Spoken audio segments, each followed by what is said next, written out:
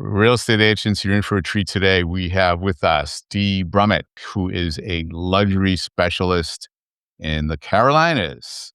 Welcome, Dee.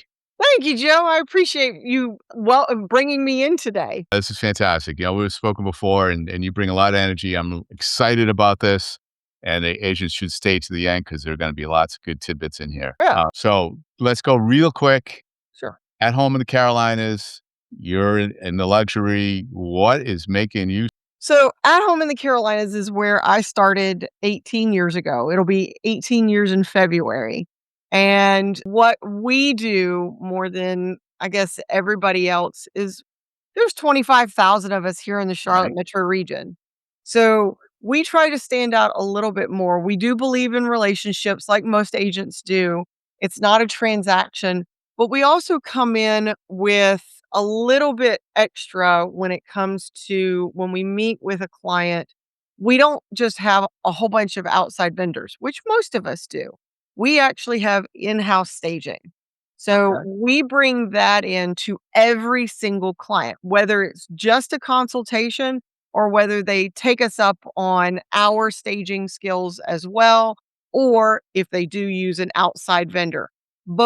All of those are things that we do for every single client to make their home look and be the most presentable it can be to the community. Now, do you have it separated as two different companies where you have like people here, or is it you all incorporated in you? It is us. It is Mhm. at home in the Carolinas. It's just what we do as all incorporated. We do have a 20-foot trailer that can furnish a completely empty 4-bedroom home from top to bottom, every single room, and then some. My partner is like, he says we're in an avalanche of pillows. And that's how it started. It really just started with just pops of color. Everybody I went to, you know, you're not a designer at heart. It might be something that you enjoy, but it was something that everybody needed. Because when you go into new construction, what do they have? Their model homes. And so that's what we try to make every single home that we have. And some people are really good at decorating and some people aren't. And that's okay because we can do the rest. Right, right. No, that's great. That's a great example. If anybody wants to figure out how to decorate home, go to an on-site, go to a new construction, check it Mhm. out. Take your Mhm. camera. Oh, They, yeah. they do it right. They know the colors. They know everything that's going on in there, and it's been tested. So that's a great tip right there for you. That was good. The one thing that most people don't think about, and it is a pain, but if you want the biggest bang for your buck, it's paint. Yes. I mean, the house that I live in, they had probably 3 or 4 rooms that were school blush yellow. I am not a yellow fan, and their realtor was really smart and told them they had to blank it out. They had to make it neutral, which they did, but you can still see, of course, the school bus yellow in certain areas. But I read several articles that said that you actually can cost yourself thousands of dollars by paint color only. Yeah. And those are things that most people don't think about. Yellow will actually, they said on average, will damage your purchase price by anywhere between $4 and $6,000. I remember when yellow was in yellow Mm. kitchens. Remember that? Oh yeah, goldenrod That's yellow. it. Yeah, That's it. avocado green. Well, that goes way back. It's Yeah. making a comeback. Yeah. So that's you're 100% right. And oh, did I just lose you? Nope, I'm here. The other thing that is important, not just that, is the aroma, put it nicely. Yes, scent is Hu critical. Scent is huge, and again, those are scientifically tested. There's certain aromas out there that help buyers relax and see what's there and just feel good.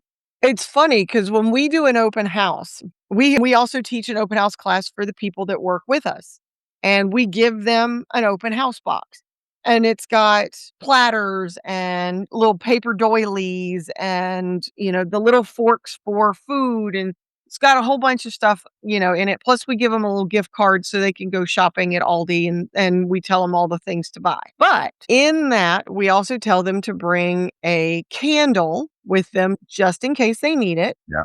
And it's usually a scent destroying. So it doesn't really have a scent itself. You get them at most pet shops is a scent destroying candle.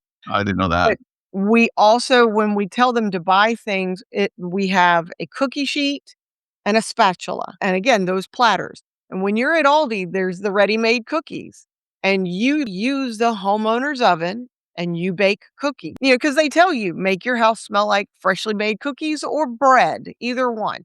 Yep. Cookies are a lot easier to make than bread. I was at an open house the other day, and they had a nice pot of cocoa going, Oh, and yeah. my goodness, did that smell good. Really nice. It was really Oh, yeah, stuff like that makes a difference. The hard part is if and this has happened to me, when I walked into a home, I opened up the door, and it was like getting hit in the face with a brick. The odor was brutal. yeah. And that's a hard conversation. It really is. And a lot of people don't wanna have it, and you gotta have it. You have to bring that up. You gotta get rid of it. And there are ways to do it. One of the things that we are seeing more and more of, because it's becoming legal, is marijuana. No, it stinks. It's awful. I mean, most of us, we'll drive down the road and can smell it, and we think that somebody maybe hit a skunk, and it's not. Right. But we talk to people all the time about, "Hey, look, I don't care what you do. This is your home. You do it." But when you've got somebody that's getting ready to walk through your house, that is the last thing. What if they're a police officer? Well, in a lot of places, it's legal, and even the growing of it is legal in some states. That is has a strong aroma as well, which can be offensive to some. And those are things that most people don't think about because you're used to your scent at home, Right, you know? It's kinda like walking by somebody who decided to take a shower in cologne, it's the same thing. right. And people have to be careful because you buy the little plugins, and I mean, I have them in my house because 'cause they're decoration, but you have to be careful because a lot of people are very sensitive to that, and it can cause headaches, it can cause other things, and then it has people thinking, "What are they trying to cover up? What are That's they right. hiding?" So, scent is a huge issue to Yeah, think about. yeah. There's some agents that actually have their own scent. They have a custom scent that they bring that candle to every house, which is I thought was pretty interesting. Or Uh, the diffusers, yeah. yeah, and it's their smell. They created the scent. So describe what luxury means to you, because every market is different. Luxury in some areas is $500,000. Some areas it's 30 million. Where tell me, what does luxury mean to you? So luxury in the Charlotte metro region actually is a huge span, just like what you said. Everything from 500,000 up to 30 million. It depends on what part of Charlotte that you're in. So to us and most folks, if you hit seven figures, you're into the luxury market.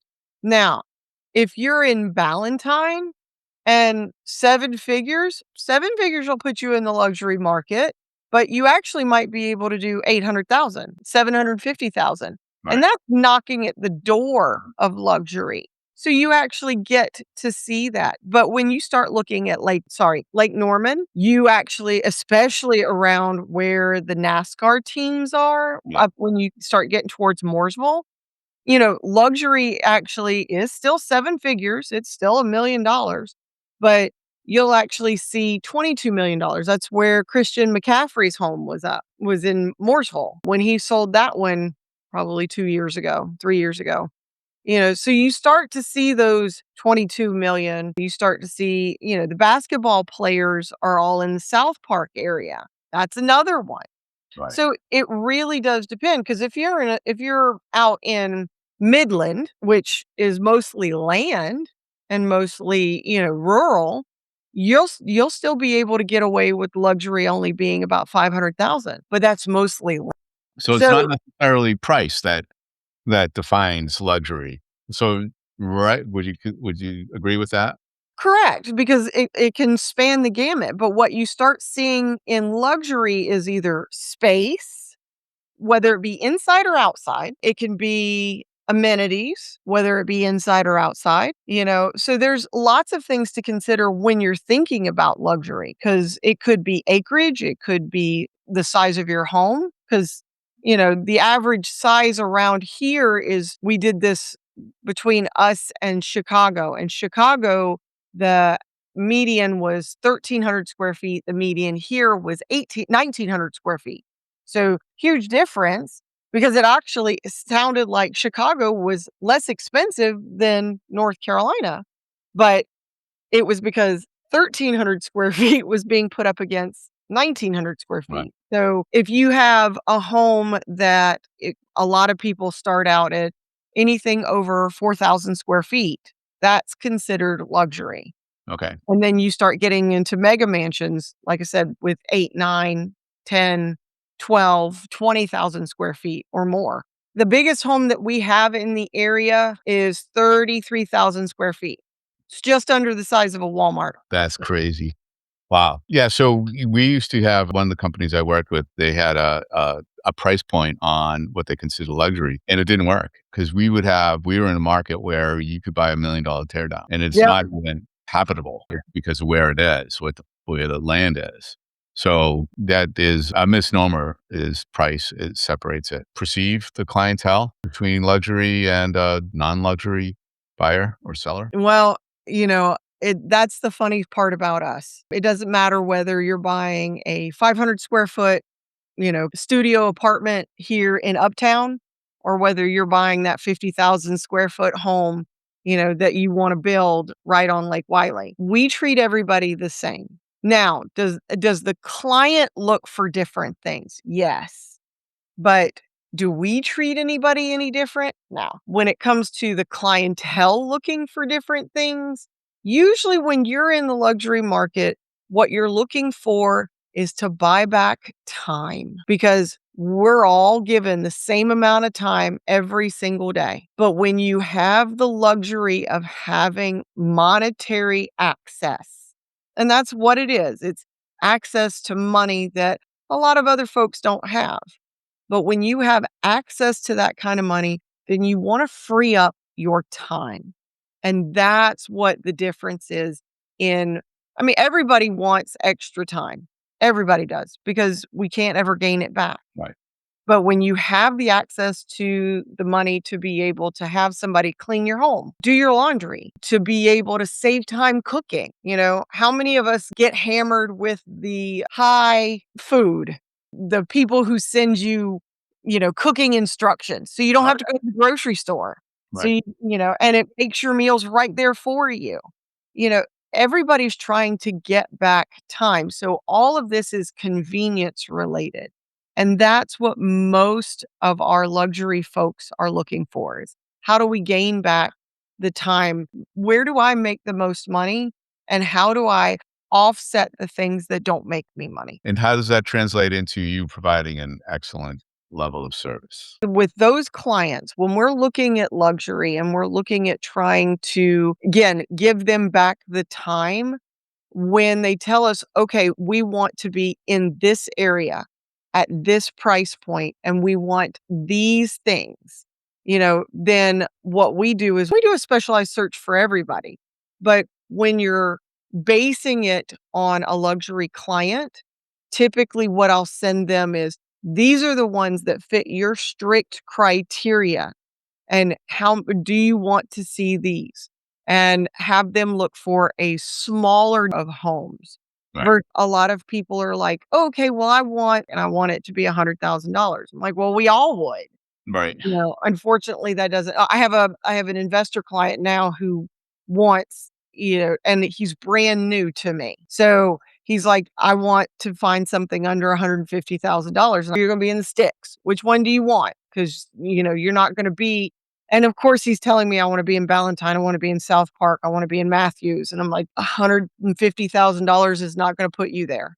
He's like, okay, well, we'll increase the budget. So I narrow down the search, increase the budget, send it to him. But until I actually can see what hits his hot button or catches his eye, it's guessing. It's throwing darts at a Right. dartboard. So And you're not automating the searches and just sending them anything that comes on the market. correct. So when we do Curating. luxuries, it's specialized and specified specifically for them. Now, one of the things that a lot of people put in the same category as luxury, a luxury agent is fashion, the fancy cars. You'll see these agents stepping out of Mercedes in front of mansions. You're running around in sneakers. What's up with that? Yeah. Okay. So, and that's one of the big things about me. About five, no. 8 years ago now, my body started to fall apart. I hit 40s and my body went, "I quit. I'm done." I ended up having 6 spinal surgeries, a hip Oh, surgery, and then this past year, I've had 2 foot surgeries. I was born with what's called a club foot.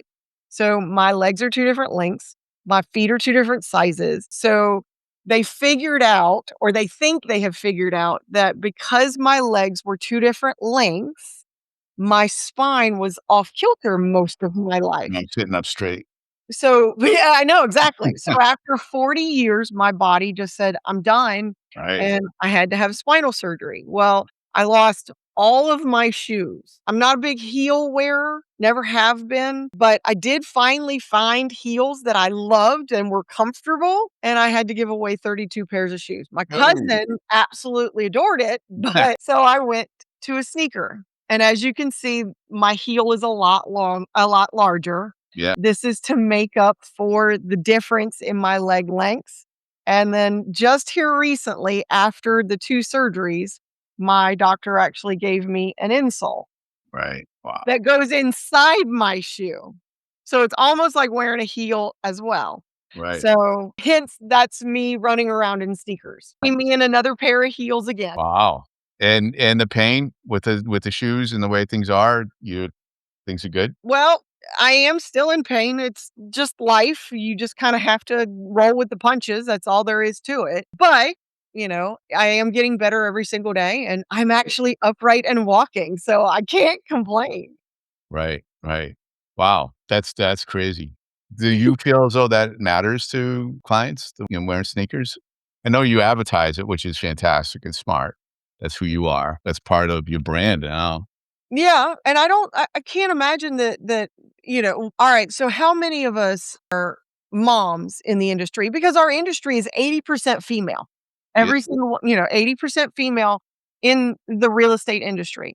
And most of us are probably moms or have been moms or aunts or, grandmas or so most of us are running around anyways. Now, most of the time, like you said, you see these agents who are driving up in Mercedeses and or I don't know what the plural for Mercedes is, so please forgive right. me. Mercedes, Yeah, but you see all these people and they've got these really expensive watches or cars or everything else. I have an F-150. Like I said, we do in-house staging and in-house staging consults. So I have to have a truck. I have always been a truck. I've been a local girl. I've been in the Charlotte metro region since I was 10 years old. And so when I pull up, I am what I am. This is exactly who you get. I don't change for different people. And when I lost the ability to wear high heels, I thought, you know what? There's 25,000 of us. I might as well make, me stand out. right. So you'll know from the get go I'm wearing sneakers. But I haven't had anybody ever tell me that that was a big issue ever. Good.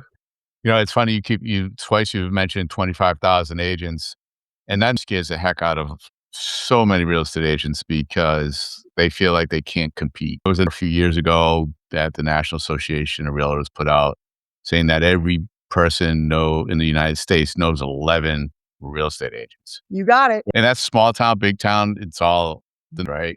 Yep. So does that matter? No, because I tell people every day, I was like, 10 real estate agents all by yourself, but there's probably 3, only 3 that like, and trust that you'd be willing to do business with. Right. So, the agents who work with me, because I do have a few agents that do work with me, because I like to go on vacation too. I tell them all the time, I said, "If your grandmother walked in, I'm never gonna get your grandmother's business, That's not right. ever, and I shouldn't expect to." Because they wanna work with you. And if you bring your heart to this business, that's all that's gonna matter. Because we have a client now that's in Marshville, and she couldn't get an agent to come out and see her home because Marshville's rural. Right. No, it's fantastic. It's a wonderful place to be, but it's gonna take a specific client who wants to see that home. That's right. And I know several of my fellow agents, one in particular, that all she does is equestrian real estate. That's what she does for a living, and she's very successful at it. The And there's some skewing in that. A lot of agents are underneath a team where there's only one being shown. So that's somewhat misleading, though you're probably pretty close. And, if you're doing more than 4 deals a year, you're a part of that 13. So when people are looking to get into this industry, they're like, "Well, how am I ever gonna make a difference?" Or, "Who's gonna wanna deal with me when I've never when I've never sold a house before?" Yeah. And I tell the people that are under me, I said, "You tell them you work on a team that has 40 years of experience between all of us. But you also tell them, look, my team lead, she's got 10, 15 clients at one time. I have you. I'm only interested in you right now. So I'm going to give you all the attention." Yeah. And that's usually what most people want. They want to make sure that when they call, you answer your phone. What does excellence of service mean? I don't think we got into that. We asked, did we? I asked if it Yeah. was a difference. So what does it mean? What does service mean to you? So I treat people the same way that I wanna be treated. And so when I meet with a client, the very first thing I tell them is, "I will answer my phone every single time you call unless I'm on the phone with someone else. And I wouldn't ask you to hold.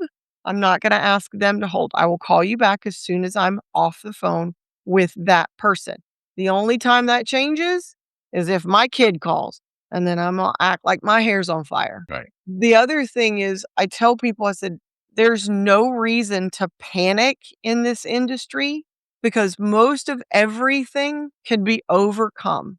Now, if I panic, you have every reason to run around screaming. But if I'm not panicking, we can figure it out." Yeah. That's where the money's made, right? I mean, that's what separates you from. Unfortunately, a lot of agents that I've run across, they insert themselves like they're selling their own home. Right. And it's not your house, it's not your decision. You're here to guide. Yeah. And that's our job.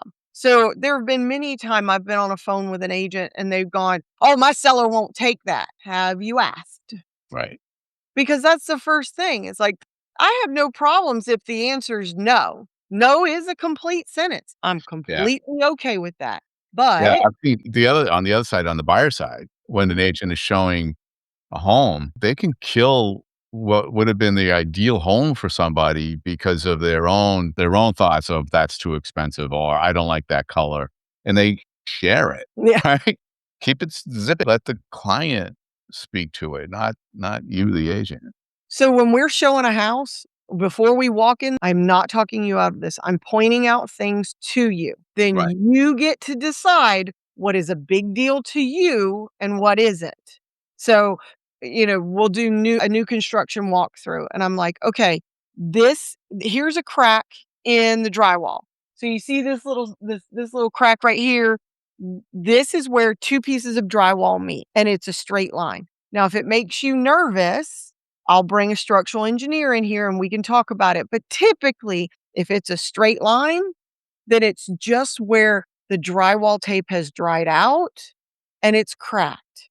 But if it really makes you nervous, we'll get somebody to come in, investigate, and make sure that it's okay. Absolutely. If we see a cracked brick on the outside, that's where we need to bring an expert in and have him take a look at it because bricks cracked in half usually have less stability. And Right. that's something to investigate. And then possibly water issues and there's right? You Yeah. got it. You definitely have to bring out the obvious, the problems. It's not even it's agents speak out of turn, Yeah. and they just need to be careful about that. And point out all the stuff that's gonna be a problem, just don't put opinion in there. Yeah, and it's hard because you as a real estate agent, we are not supposed to give opinion that we are not qualified in. That's right. You look at a cracked brick. You can't say, "Oh my god, there's structural issues." It could be that they changed out the windows, didn't support the lintel, and it cracked the brick, and it's not an issue whatsoever. Right. But if you start freaking out over something without getting knowledge from the experts, you cause panic and, again, like you said, you can dissuade somebody from a home that was perfect for them. Right. When you're showing a home, there's a lot of different techniques to it. What would you say is your biggest role? So when we're showing, like I said, the things that I tell people is I'm going to point out stuff. You get to tell me whether or not it's a big deal for you. I'm not I'm not one to go, and this is the office. Yeah, thank you. And here's the kitchen. I know I know a lot of people think that that's what we do for a living is that we go in and, "Hey, welcome to the dining room." I'm not like that. You can usually figure out what a room is. Now, a lot of times people are like, "I have no idea where I'll put my couch." And we keep a roll of painter's tape in our truck for this specific purpose. And it was like, "Okay, here's how big a couch is. Can you see yourself sitting here, potentially watching your TV there? Would you put it on this wall? Or my bed's Yeah, never gonna so fit." hard. Yeah, because either people think the house is enormous and they're never gonna be able to fill it, or they think it's so super small and none of their stuff is gonna fit. Right. And so we automatically know how big a king size bed is. And so I know it's silly, but I'll lay down on the floor or we'll mark out with painter's tape. This is what a king size bed looks like. You got room for both nightstands. Thankfully, in this day and age, we have time to do that now. Right. Back 5 years ago, we were literally running through houses and Yeah. trying to make sure that we had offers, that we could get the offer in on time. Yeah. But, showing a home is, can you see yourself here? That's the question. How do you see yourself living in this room? How would you use this space? Getting to start picturing it. And that's where the agent learns a lot about what they really want. Yeah, you learn real quick, okay, this is perfect for me, but I don't have room for my dog. Where am I going to put the dog crate? And, then you find out that they have three Great Danes. I'm like, yeah, you need a separate room just for the dog. You need a dog room. That's right. Yeah. That's right. I've seen that. So I've certainly seen that. Yeah, What are everybody has their loves. Yeah. What is the makeup of your organization, your team? So I'm the team lead. Then you have my husband, Ted Willanya. He is my CFO and my business partner. He is the one who helps us decide how to make at home in the Carolinas the best, and he's fantastic at it. Then we have Nate Holloway. Nate Holloway is another buyer's agent with us. We have Juana Rollfort. She's also another buyer's agent. And Irma is in the Hickory area because I grew up in Conover. We needed feet on the ground in our Hickory region. That's great. So we do have two Spanish speaking agents. That's great. And do you have a admin team or are they everybody doing their own thing? So Ted is the one who does all of the admin for us right now. We are wanting to grow. That's part of the growing pains when you do start building a team is you have to have the cog that holds all the spokes Yeah, together. And they are the heart of everything. that's right. So that's why I said he's the one that keeps us running. A lot of times the agent, you probably felt it. You got to a point where you couldn't be both people. You couldn't be the CEO and the CFO and the COO, Yep. right? And you had to start to delineate the differences. Yeah, delegation is a huge thing because, like every real estate agent, I am a control freak. I do like doing it all. I get irritated and overwhelmed really quickly when I feel like I'm drowning. But Ted's really good at being able to say, "All right, I see that you're taking on too much. What are you doing that's supposed to be mine?" And he'll take a lot of things from me when, again, I'm trying to put my hand to everything, and I know that I can't grow without that. Right, right. And that's a great realization. Delegation is huge. I see way too many agents. Actually, I was just talking to an agent who was proud of the fact that he sent out offers, one at 11 and one at midnight. He's super proud of that. And he works crazy hours, and that's what he delivers. He feels so his clients love him for that. And that's the way he runs it. There are many agents that are working a lot less than that. They have more control over what's happening because they're not doing it themselves.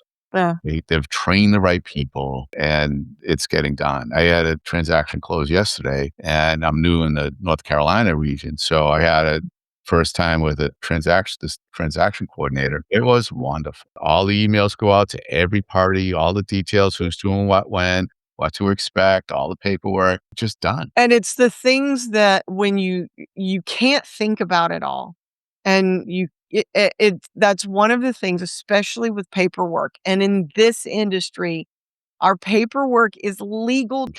And so someone being able to make sure that page 14 went out.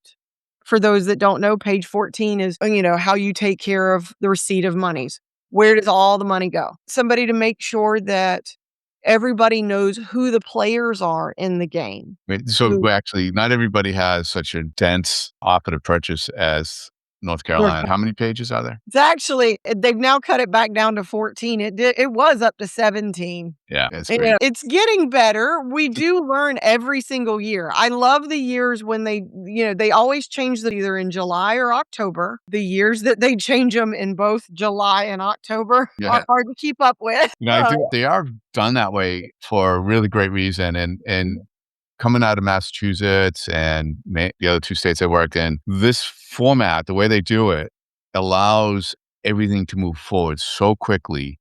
I put an agreement under I looked at the calendar yesterday. I showed the house on November 24th. We closed on December 22nd.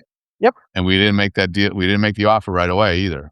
Mm. So it's because it's so dense in details, it actually helps move things along. And where you're from, I mean, y'all's escrow is completely different, that you guys will go under contract and you'll not close for 90 days. It was typically 45, 60 days Mhm. in Massachusetts. And And in all that time, and I love this, the DD on here, having the deposit going directly to the seller sounds crazy from up north. Yeah, having had just sold the house before I got down here and having to sweat it out for 45 days. And at any one point during that whole 45 days, if they backed out, they would have gotten all the money. And I just lost 45 days of market time. When I started in May, I would have been putting it back on the market in July Yeah. or, and that's totally different market, totally different buyer scenario. So having that deposit where it goes directly to the seller so that the seller knows they're not getting damaged if this person walks out. Fully. I know most of my northern clients have a harder time swallowing the due diligence fee that is paid. And yeah, where I'm at, I actually straddle the states. So just like you were up in Connecticut, that you did 3 states, we actually do too. And I want to say you're in the Raleigh area. So depending on how north of Raleigh you are, you can straddle with Virginia. But South Carolina negotiates the termination fee up front, which makes it awesome because the seller knows what they're gonna get. But a lot of times there are buyers that'll back out, and you're supposed to deliver it with the termination, and they don't. And so we have seen a lot more fighting Yeah. in that aspect. Yeah. But in North Carolina, you give it straight up front, and most buyers that are from a different area struggle with, "What do you mean I'm cutting a check directly to the seller? Why?" Like, "You'll get it back at the end, but this is your get out of jail free card, and you're Right. doing that right now." And I tell people, I said, "It could rain on the house. You could just say, 'You know what? I don't like it.' Your dream house could come on the market, and you have the ability to walk away." Now, most sellers want that walk away money to make you stop and think. So a lot of times they're wanting 1% in due diligence fee alone, Yeah. but North Carolina's always been an uber cheap state. So when that was originally introduced, we were seeing $50, $200, 300. Really? That's Oh how it yeah. started? Oh yeah. And because it's slingshotted back from 2020, 2019, 2020, 21, we're now starting to see the $200 to $300 again. Really? I Oh haven't seen anything that low. Oh, yeah. We're still they're trying, they're trying. Yeah. Most agents that, talk to them say, "Look, if they're only gonna offer you $200 and you give them 2 days, that's it," Right. you know? And they can't get their appraisal done in that amount of time. So, of course, it ends up being negotiated more for more time. Yeah. But, yeah, we're starting to see it again. Yeah. So Going back to the team, for somebody that's out there thinking about they want to build a team, there's a bunch of different ways to do it. What worked for you? Well, you know, I kind of into this. Ted, my husband, was my friend for almost 20 years. That time he had been my friend for almost 10 years. And he wanted to get out of his industry and he was selling jewelry. And so I was like, look, I need an extra hand because I can't do things myself. I did have an administrator at that time as well. And he came on with her. She ended up leaving. And so he took that administrative role to help me out and give me some space. And then the leads that I couldn't handle, he picked up as well. 5 years and, our lives started to change. Our lives fell apart in 2020 just like everybody else's Yeah. did. I mean, we heard a lot of people that they got stuck at home with their spouses and realized, "I don't like you anymore." Yeah. So, we kinda clung to each other. And then as our office, we were Caldwell Banker in Arboretum. We merged with our Ballantyne office. That led me to actually bump into a couple of newer agents. And as I talked to them and counseled them and mentored them, they ended up going, "Hey, I would love to help you." And again, we had an overage of leads, so we started disseminating amongst them. And it's literally organically grown, which is unusual for a lot of people because when you start a team, most people, what is it, mirror behind somebody? I can't think of the word, where they actually go and spend time with Like them, shadowing. shadowing. And so they kind of learn, okay, this is how they built their business. And I'll follow along in that same strategy because it's awesome to learn from somebody else's Sure. mistakes. Well, yeah. But yeah, ours how we started was literally organically. And how has your role changed since the beginning of that? As I started, like I said, Ted keeps us in line with how much are we advertising, where are we spending money, how are we, making sure all the paperwork's in the same aspect. I'm more in the role of I bring the listings in, and when I bring the listings in, that leads to the buyers that then get disseminated down to the buyer agents. One of my buyer agents took a lead that we had on one of our listings that they wanted to buy. And then when he found out, they had a home they had to sell. So this gets to be his first listing. So while I'm the lead listing agent, Right. I want everybody to experience this. So I want them to learn because at some point, I hope they grow so much that they have to leave me, that they want to build their own. Right. So Good for he you. started with his new listing.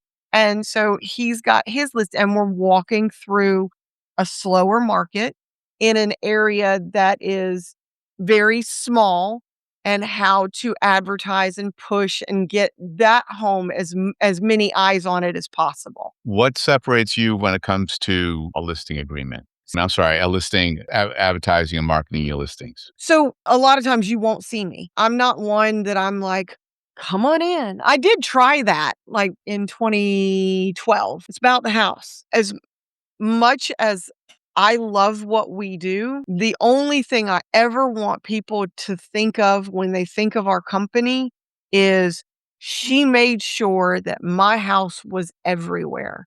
You don't see me everywhere. There are some times that we'll try a new photographer and they want to stick me in it. But when I go to sell this someday, because that's my ultimate goal, is to be able to sell my business when I'm retired. I don't want people going, "Oh, I only want to work with Dee." And Right. that's what happens when you name your company after you. Right. Well, what makes me different when it comes to advertising is I'm a lifestyle advertiser. What does that mean? What does lifestyle advertising mean? So and I won't show this is my newest listing. So it's 11 acres out in Marshville. And so I don't know if you can see, but I've got a little tiny Highland cow right here. And it Okay. said, insert your Highland cow here. Because what's the biggest trend right now? Everybody wants their own commune, or community living. People want cow cuddling and goats and chickens, and they want to be able to raise their own. So I'm like, here you go. So when I start, I'm giving people the idea that this is their dream life. How do you get your dream life? How do you make that possible? And so, even this time of year, whether it's this time of the year or it's July, you'll usually see things like, can you smell the barbecue in the backyard? How you are you going to be serving your Thanksgiving turkey in that dining room? Do Right. you see where you're gonna put your holiday decorations? One of the other ones is this one had a really grand staircase. I'm like, can't you picture all of the prom pictures or the special night out and I'll do things like that. So people's imaginations will then see themselves inside that home, which is ultimately what you want. Yeah. Ideal. Awesome. So two last questions. This has Sure. been great. And so why, if I would ask one of your clients, your business, why are they coming to you? My hope is that every single one of them goes, "I know D care about me. I know that At Home in the Carolinas is after what I need in my life, my best interest, because that's what I want every client to feel, because that's what I'm after. The commission will come. I'm not worried about everybody's gotta eat, you know, but what I'm after is your best interest. What's your next chapter?" These folks, they're moving out of state. So, how do we get them to their next chapter? Excellent.